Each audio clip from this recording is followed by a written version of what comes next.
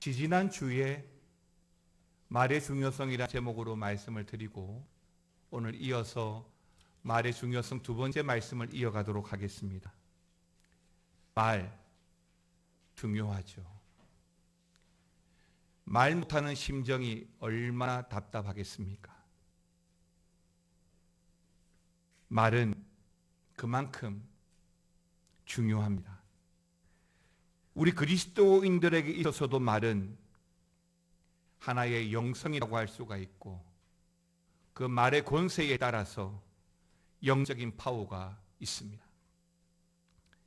그러니까 말이 우리 영성의 수준을 표현하는 것이고 영성이 곧 우리 말에서 나온다라고 할 수 있는 것인데요.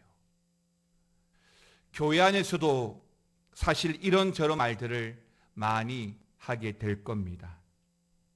그런데 그 말들이 서로에게 얼마든지 배려가 되고 축복이 되고 격려가 되어야 하는 것은 우리의 그 말에 우리 하나님께서 함께 하시기 때문이고 말이 곧 영성이기 때문인 줄 믿습니다. 말씀드린 대로 지지난 주일에 이어서 오늘 본문 전도서 10장은 말, 언어에 대해서 우리에게 교훈해 주고 있습니다. 오늘 본문의 말씀이 우리 말에 대해서 어떻게 말씀하고 있는지 지난번 첫 번째 말씀을 간단하게 요약을 하고 이어서 두 번째 말씀을 계속 살펴보면서 말에 대한 은혜와 도전의 시간이 되기를 먼저 주의 이름으로 축원합니다. 그중 첫 번째 말씀은 어리석은 말은 스스로를 삼킬 수 있다라고 하는 것입니다. 12절, 13절 두 절 말씀 다 같이 읽습니다. 지혜자의 입의 말들은 은혜로우나 우매자의 입술들은 자기를 삼키나니 그의 입의 말들의 시작은 우매요 그의 입의 결말들은 심히 미친 것이니라. 그러니까 지혜자의 말은 뭐라고요? 은혜롭다는 말입니다. 왜일까요? 해야 할 말과 하지 말아야 할 말을 잘 구별해서 하기 때문인 것입니다. 어디서 많이 들어본 것 같지 않습니까? 바로 거룩이란 말과 같은 말입니다. 거룩, 구별입니다.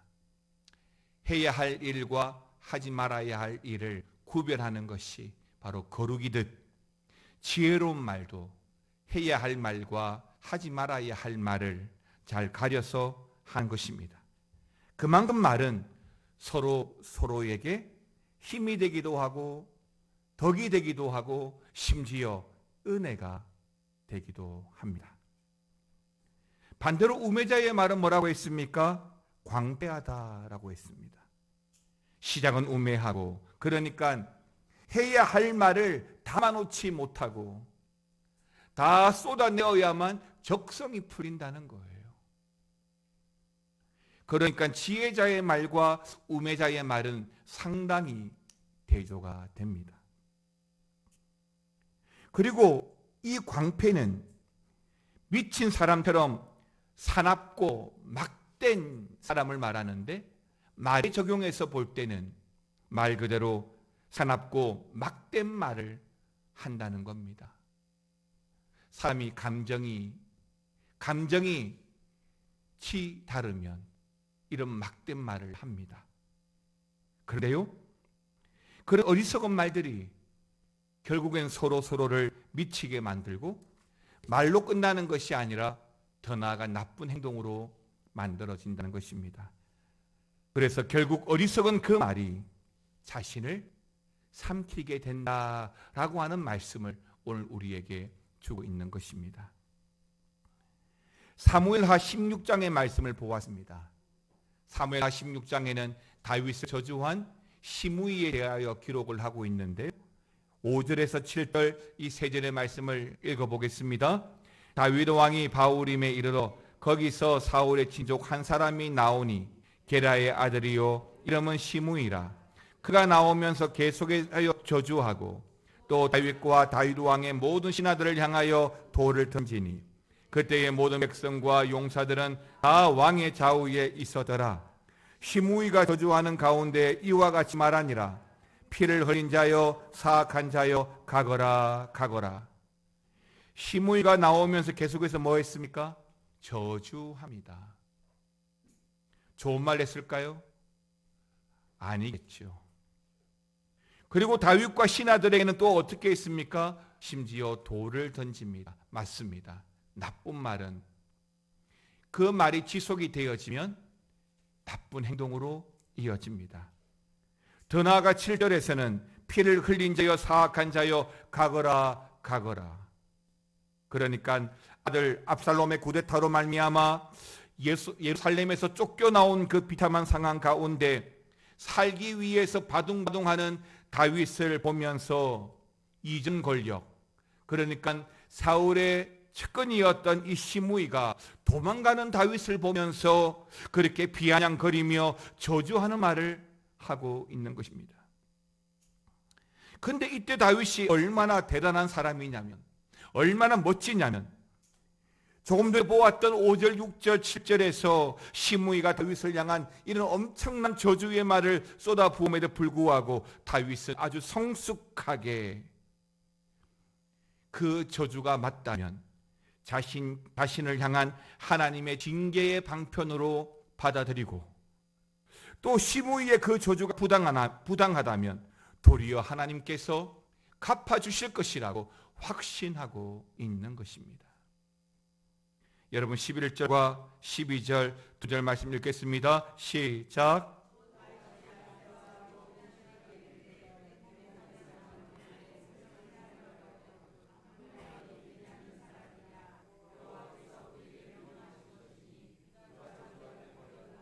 혹시 여호와께서 나의 원동함을 감찰하시리니 오늘 그 저주 때문에 여호와께서 손으로 내게 갚아주시리라 하고.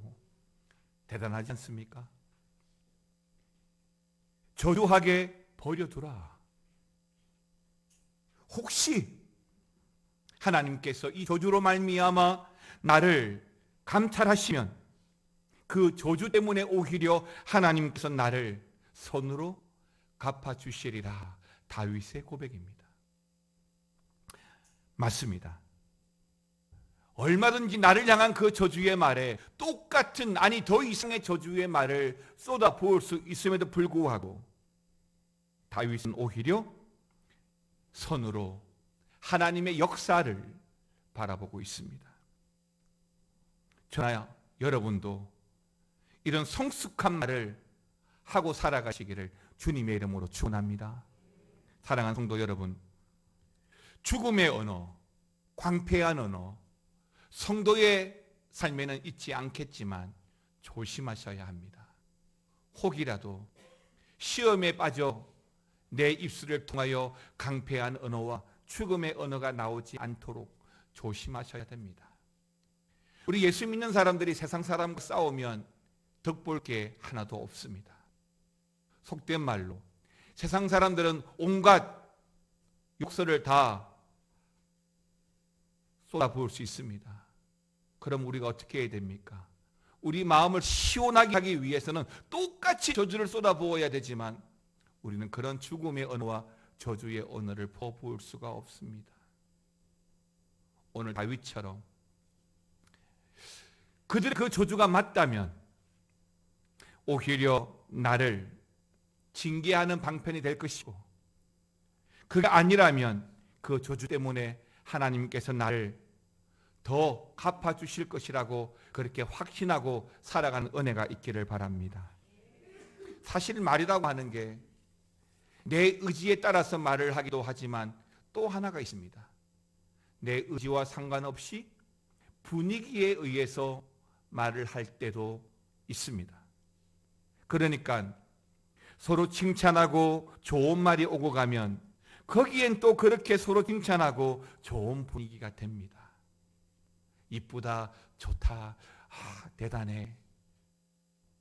그런데 누군가를 험담하고 불평한 말들이 오고 가기 시작하면 또 거기에서는 그런 말들만 또 오고 갈 수밖에 없게 되는 환경이 되는 것입니다.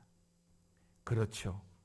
따뜻한 분위기에서 따뜻한 말이 나오는 거라는 거죠.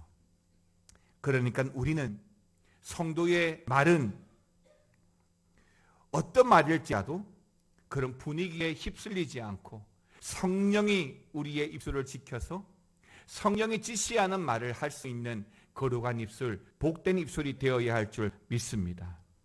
잠언 10장 19절에 말이 많으면 뭐가 많다고요? 허물이 많아요. 사랑하는 성도 여러분, 허물을 면하기 어려운 말 삼가해야 합니다. 그런데 그 입을 대어하는 자는 지혜로운 자다라고 했습니다.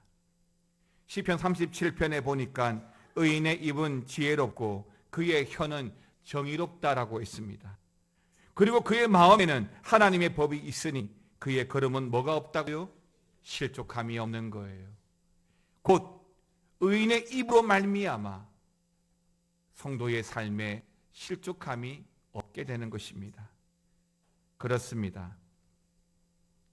원망, 죽음, 저주의 말은 분명 우리의 인생을 불행으로 계속 더 몰아갈 겁니다. 어둡게 할 겁니다. 그러나 축복, 생명, 사랑, 비전의 말은 우리의 인생을 기쁨으로 인도해 줄 거라고 저는 확신합니다. 이번 한 주간 여러분의 말이 곧 영성이 되도록 지혜로운 말, 칭찬과 격려와 축복과 비전의 말을 서로 나누고 건면하고 그런 영성의 삶을 살아가시기를 주의 이름으로 축원합니다. 두 번째는 말을 많이 하지 말라입니다. 원망의 말이나 죽이는 말, 저주의 말에 대한 전도서의 그 실제적인 지침이 사실은 전도서 14절에 집중적으로 나옵니다. 14절 말씀 다 같이 읽겠습니다. 우매한 자는 말을 많이 하거니와 사람은 장래의 일을 알지 못하나니 나중에 일어날 일을 누가 그에게 알리리요. 뭐라고 했습니까? 우매한 자, 어리석은 자들은 말을 어떻게 한다고요? 많이 한다라고 했습니다. 그래서 성경은 말을 삼가하고 아끼라고 우리에게 교훈하는 것입니다. 물론 반드시 말을 해야 할 때가 있습니다. 복음을 전할 때, 내가 위기에 처해 있을 때, 심지어 부모님의 잔소리도 필요합니다.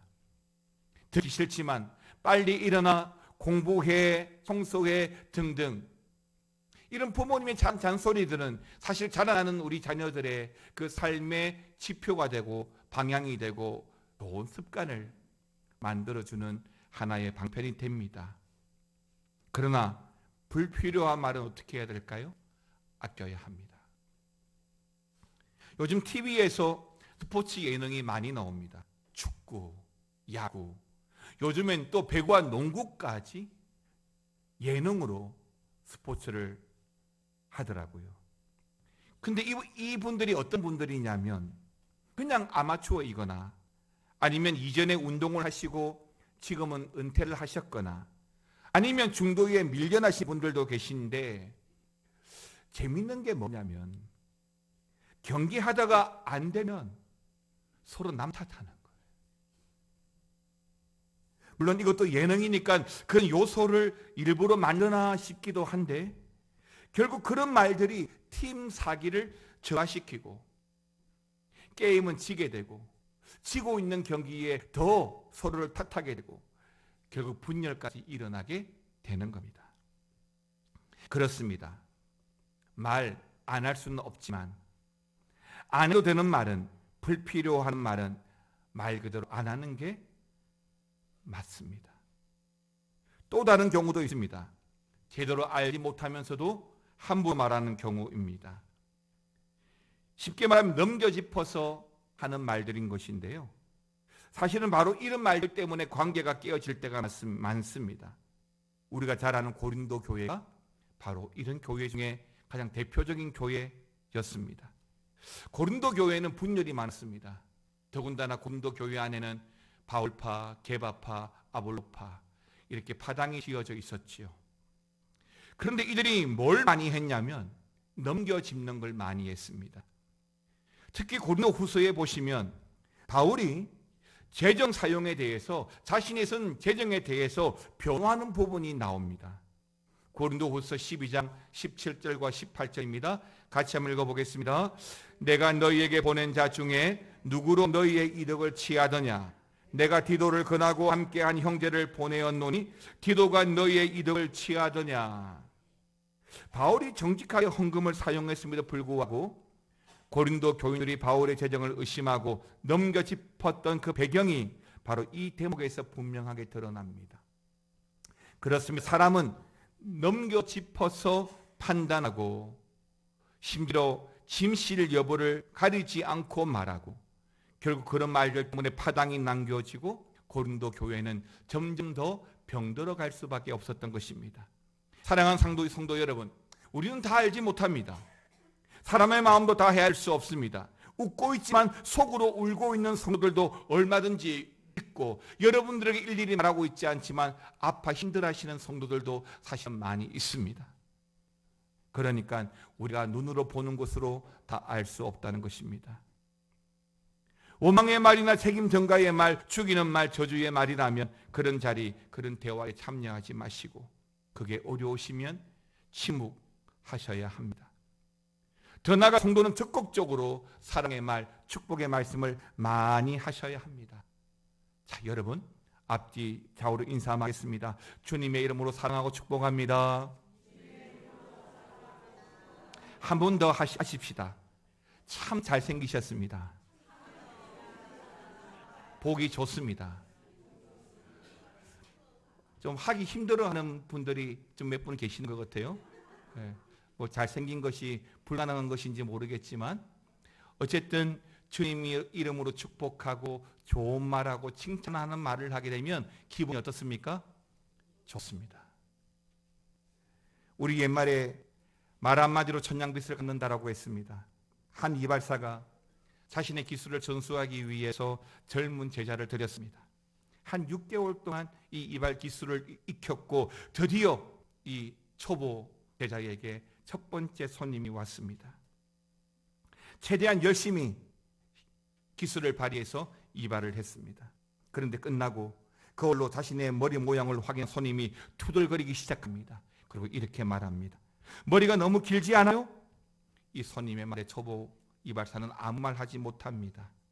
그러자 그 가르친 이발사가 웃으면서 이렇게 말을 합니다. 손님, 머리가 짧으면 경박해 보일 수 있는데 손님에게는 긴 머리가 너무너무 잘 어울리네요. 그 말을 듣자 손님은 금방 기분이 좋아져서 돌아가 버렸습니다. 두 번째 손님이 왔습니다. 거울을 본 손님은 머리 모양을 정말 마음에 들어 했지만 돈을 지불하면서 또 이런 불평을 늘어놓았습니다. 시간이 너무 많이 걸렸어요. 초보 이발사는 역시 유구무원이었는데 이때도 가르친 이발사가 낯섭니다. 머리 모양은 사람의 인상을 좌우합니다. 때문에 성공한 사람들은 머리 다듬는 일에 시간을 투자하는 편이지요. 그러자 두 번째 손님 역시 밝은 표정으로 돌아가 버립니다. 세 번째 손님이 왔고 그는 이발 후에 만족스러운 얼굴로 이렇게 말합니다. 참 솜씨가 좋습니다. 겨우 20분 만에 깔끔해졌어요. 초보 이발사는 이번에도 우두커니 서 있습니다. 그때 역시 가르친 이발사가 이렇게 말합니다. 손님, 시간은 금이라고 하지 않습니까? 손님의 귀한 시간을 아낄 수 있어서 다행입니다. 그날 저녁 초보 이발사는 그 가르쳐준 이발사에게 오늘의 일에 대해서 물었고 그 가르친 이발사는 이렇게 말합니다. 세상의 모든 사물에는 양면성이 있어. 장점이 있다면 단점도 있고 얻는 것이 있다면 손해볼 때도 있는 것이지. 하지만 세상에 칭찬을 싫어할 사람은 아무도 없다네. 나는 손님의 기분을 언짢게 하지 않으면서 자네에게 격려와 질책을 하고자 한 것일세. 그렇습니다. 능력 못지않게 중요한 것 중에 하나가 바로 말하는 기술입니다. 같은 상황에서도 말 한마디에 의한 결과는 하늘과 땅의 차이죠. 칭찬은 고래도 춤추고 한다는 말이 있지요. 때문에 오늘 주일은 주의 이름으로 축복하고 배려하고 격려하고 칭찬 많이 해주는 그런 주일이 되기를 바랍니다. 굳이 칭찬할 게 없으면 그냥 보기 좋아 하셔도 됩니다. 이사야 50장 4절 말씀 같이 읽겠습니다. 주 여호와께서 학자들의 혀를 내게 주사 나를 공고한 자를 말로 어떻게 도와드릴 줄을 알게 하시고 아침마다 깨우치시되 나의 길을 깨우치시사 학자들같이 알아듣게 하시도다. 아멘입니다. 여러분, 이번 한 주간에 우리 말에 더 많은 은혜가 있기를 주 이름으로 축원합니다. 성도의 말을 통해서 예수 그리스도가 드러나기를 원합니다. 우리 말로 서로를 세워주고 품격 있는 언어가 되어서 하나님의 품위를 높이는, 성령님이 함께하는 그런 말, 그런 언어, 그런 성도의 삶을 살아가시기를 주의 이름으로 축원합니다. 찬양하겠습니다. 오늘 이곳에 계신 성령님, 우리에게 말씀하시고 오늘 이곳에 계신 성령님, 우리에게 말씀하시고 우리 가르치소서. 닫힌 우리 마음 열어주시고 주의 빛으로 밝혀 우리를 인도하소. 다시 한 번 더 오늘 이곳에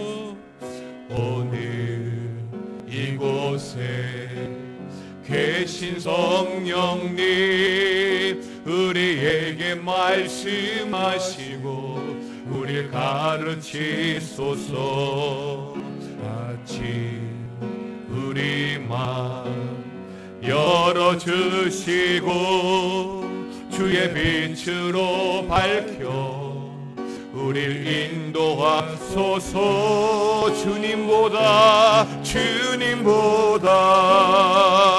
앞서지 않고 겸손하게 주님의 말씀 기다리리. 주님 손에 우릴 드립니다. 사랑으로 인도하소서. 오늘 이곳에 계신 성령님, 오늘 이곳에 계신 성령, 우리에게 말씀하시고 우리 가르치소서. 닫힌 우리 마음 열어주시고 주의 빛으로 밝혀 우리를 인도하소. 주님보다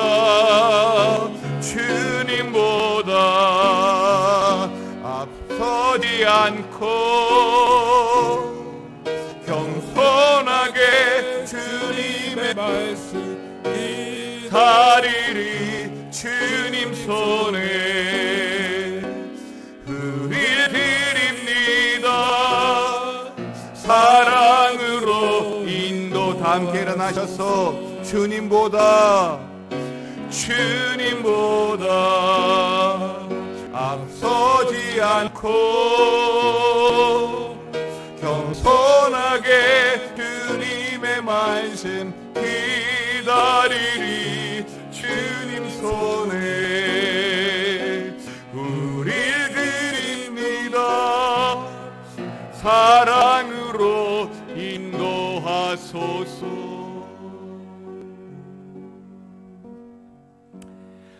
전도서 10장의 말씀을 통해서 우리 언어에 대한 말씀을 주셨습니다. 말이 곧 우리의 영성입니다. 성도의 말과 입술을 통해서 드러나야 될 것은 오직 주님, 오직 십자가 될 줄 믿습니다. 주님보다 앞서지 않고 주님 말씀 기다리며 주님 그 말씀으로 살아가는 우리의 성도의 삶을 허락하여 주시옵소서. 특별히 이번 한 주간에는 더더욱 격려하고 위로하고 축복하고 칭찬하는 말을 많이 하여서 우리 말을 통하여 주님의 영광이, 성령의 은혜가 충만케 하여 주시옵소서. 주님, 우리를 사랑으로 인도하여 주시옵소서. 지금은 우리 주 예수 그리스도의 은혜와 아버지 하나님의 사랑과 성령님의 감화 감동, 교통 충만, 역사 위로하여 주심이 말의 중요성, 말이 곧 영성인 줄 알고 성도의 말을 통하여 주의 사랑이 드러나며 칭찬과 위로와 격려와 축복을 전하는 복된 입술의 삶을 살기 원하는 사랑하는 모든 성도들과 그들의 가정과 우리 하나 되는 교회 위에 영원토록 함께 있을지어다. 아멘.